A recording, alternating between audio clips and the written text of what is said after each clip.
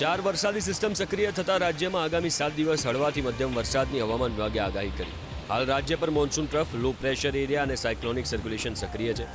આ સિસ્ટમની અસરથી આગામી 7 દિવસ અમદાવાદ સહિત રાજ્યમાં હળવાથી મધ્યમ વરસાદની આગાહી છે. 1 જૂનથી 21 ઓગસ્ટ સુધીમાં રાજ્યમાં સિઝનનો સરેરાશ 20.44 ઇંચ વરસાદ વરસી ચૂક્યો છે. સામાન્ય કરતાં 4% ઓછો છે. હવામાન વિભાગનું માનવું છે કે આગામી દિવસોમાં વરસાદ થતાં ઘટ ઓછી થશે. તો આજે વાદળછાયા વાતાવરણ વચ્ચે અમદાવાદના કેટલાક વિસ્તારોમાં વરસાદી ઝાપટા વરસ્યા. આજે SG highway, Botad, Chandlodiya, Sola, science city, SP ring road, નિસાથે નિકોલ, લોઢાઉ, કાંકરિયા, જોધપુર, પ્રહલાદનગર, વિજય ચાર રસ્તા સહિતના વિસ્તારોમાં વરસાદી ઝાપટા વરસ્યા. અમદાવાદમાં ચોમાસાની સિઝનનો અત્યાર સુધીમાં 23.72 ઇંચ વરસાદ વરસી ચૂક્યો છે. 4 વરસાદી સિસ્ટમ સક્રિય થતા રાજ્યમાં આગામી 7 દિવસ હળવાથી મધ્યમ વરસાદની હવામાન વિભાગે આગાહી કરી. હાલ રાજ્ય પર monsoon trough, low pressure area અને સાયક્લોનિક સર્ક્યુલેશન સક્રિય છે.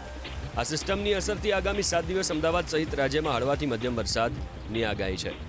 1 જૂનથી 21 ઓગસ્ટ સુધીમાં રાજ્યમાં સિઝનનો સરેરાશ 20.44 ઇંચ વરસાદ વરસી ચૂક્યો છે.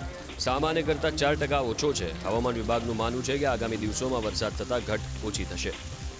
તો આજે વાદળછાયા વાતાવરણ વચ્ચે અમદાવાદના કેટલાક વિસ્તારોમાં વરસાદી ઝાપટા વરસ્યા.